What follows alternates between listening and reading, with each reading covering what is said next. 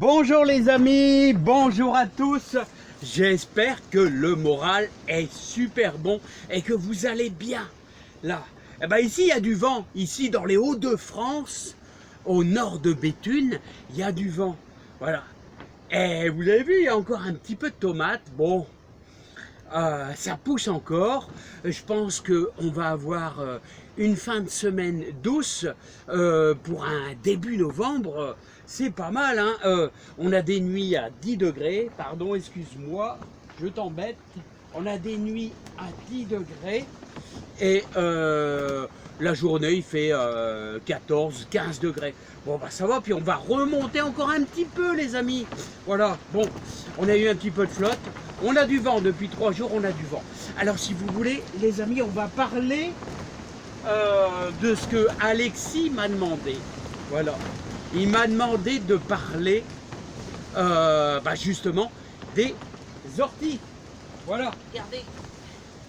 Les beaux orties là que j'ai, parce que là en ce moment, alors ici dans le nord, les orties ils sont fauchés, au début de l'été, fin de l'été, ils sont fauchés, et là vous pouvez remarquer, ils font quasiment une quinzaine de centimètres, et ils sont à nouveau beaux, hein. Alors Alexis, tu me demandes, mais qu'est-ce qu'on peut faire avec les orties, qu'est-ce qu'on peut faire? Alors est-ce que tu peux faire toujours, c'est très très bon, c'est de les incorporer au sol. Voilà, tu peux incorporer dans ton potager, tu peux les prendre, les cueillir.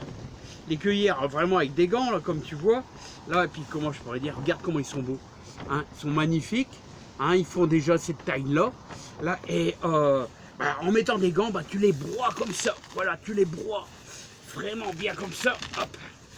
Et tu vas les placer sur ton sol, dans ta serre, pourquoi pas dans ta serre. Comme ça, tu répartis un petit peu dans ta serre. Voilà, c'est que du bon. Alors, quelle est la composition de l'ortie? L'ortie, ça fait énormément d'azote. Autrement dit, ça fait bien pousser tout ce qui est feuillage. Voilà, et donc, il y en a qui en mettent dans le fond des pieds de tomates, ce qui est très bien. Voilà, moi j'en ajoute des fois un peu dans quand je plante mes tomates, j'en mets un peu.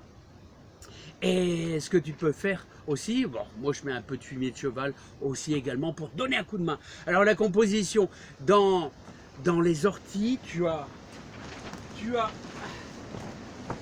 j'aime bien parce qu'ils sont beaux. Ils sont beaux en ce moment, ils sont beaux, ils sont magnifiques. Et tu as du fer, tu as du zinc, tu as du potassium et tu as du calcium. Voilà, donc c'est super bon. Hein. N'oublie pas il y en a qui font de la soupe d'ortie avec les feuilles. Hein. La soupe d'ortie, c'est très très bon pour je sais plus quoi, mais c'est bon pour la santé. C'est bon pour la santé et c'est bon pour le moral, les amis. Voilà, donc c'est super ça. Alors, paraît-il, les orties, c'est bénéfique aux pieds de vos arbres fruitiers. Bon, ça doit être un peu chiant pour ramasser les pommes qui sont tombées avec nos chères orties. Mais il paraît que c'est bénéfique au niveau des racines, ça sécrète un truc. Bon, voilà, donc il paraît que c'est bénéfique au pied des arbres fruitiers. Bon, voilà, et c'est un ami qui m'a dit ça. Bon, bref. Voilà, en tout cas, les orties, on peut les mettre en paillage. Donc, est-ce que tu te rappelles peut-être, il y a une année, c'était peut-être il y a 3 ans, j'avais recouvert toute ma serre. Alors j'avais cueilli pendant des jours et des jours, j'avais recouvert toute une partie de ma serre avec des orties que j'avais broyées. Donc très très bon. Donc tu peux les incorporer comme ça, voilà, les mettre en paillage, en paillage vraiment au pied de tes tomates. Tout ça, ça va pourrir, ça va enrichir le sol, mais tu peux également aussi faire du purin. Alors le purin, alors comment on fait le purin? Alors tu vois, je t'en prends une grosse quantité, j'en ai fait un gros sac. Alors il te faut 1 kg d'ortie pour 10 litres d'eau.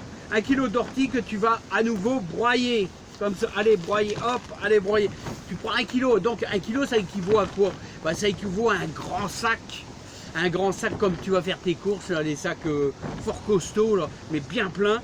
Là, tu as quasiment, si tu le remplis vraiment bien, tu auras 1 kg, tu mettras 10 litres d'eau. Bien sûr, tu fais 5 litres d'eau, il te faudra que 500 grammes, c'est sûr. Et tu vas laisser macérer ça pendant une quinzaine de jours et tu auras un super liquide pour arroser tes pieds de tomates, pour les consolider, pour arroser plein de légumes, des poireaux, tout ça, voilà. Mais attention, ça devient très fort. Quand on dépasse les 15 jours de fermentation, ça devient très fort. Bon, c'est des trucs, le purin d'ortie, on fait ça plutôt au début de l'été, fin du printemps, début de l'été, voilà, ou même en plein été aussi. Hein, voilà. Il paraît que ça renforce contre les maladies aussi. Hein. Donc voilà, donc il y a plein de trucs. Alors n'oublie pas aussi, si tu fais du compost, Alexis, et ben tu le broies comme ça et tu le mets à l'intérieur de ton compost. Tu le mets à l'intérieur de ton compost et tu malaxes bien ton compost parce que c'est un activateur. Autrement dit, ça fermente. Ouais, ça fermente dans ton compost et ton compost il ne sera que mieux pourri.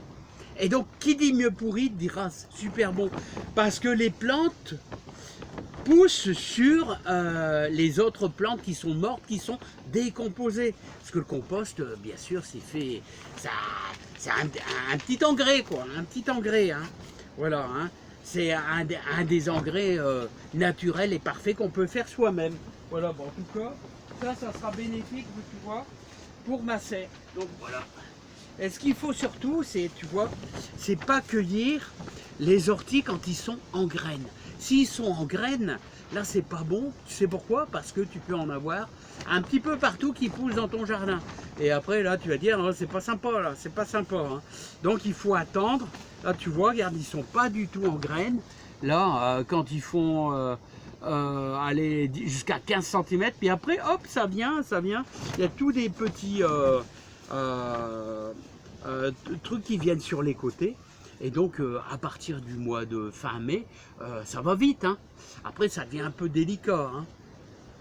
Quoique, bon, moi j'ai déjà, franchement, j'ai jamais eu vraiment de semis. Ça m'est arrivé de laisser quelques orties qui étaient en graines et puis ça démarre pas. Je veux dire, quand on fait du purin, ils ont tendance à pourrir les graines avec parce qu'ils n'étaient pas à maturité. Donc, alors Alexis, pour finir, composition zinc, fer, potassium, calcium, tout ce qui est bon pour qu'on trouve dans la nature. Hein, tu peux l'incorporer à la binette, tu vois, tu broies le tout, tu l'incorpores à la binette dans ton jardin.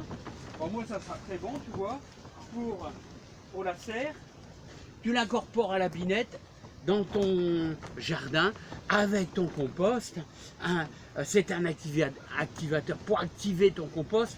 Alors Alexis, toujours faire du compost. Hein, et tu peux t'en servir comme j'avais fait il y a 3 ans, en paillage, pour protéger le sol contre l'excès d'évaporation. Et en plus, ça nourrit le sol. Allez Alexis, je te laisse. J'espère que je t'aurai aidé un petit peu. En tout cas, je vais te dire, les orties, c'est une des plantes les plus magnifiques pour le potager, avec la consoude qui est riche aussi en potassium. Ouais, la consoude. Voilà, allez, salut Alexis, j'espère que je t'aurai donné un coup de main. En tout cas, en paillage, comme ça, au pied des tomates, il n'y a pas de problème. Bonne protection, allez, bye bye.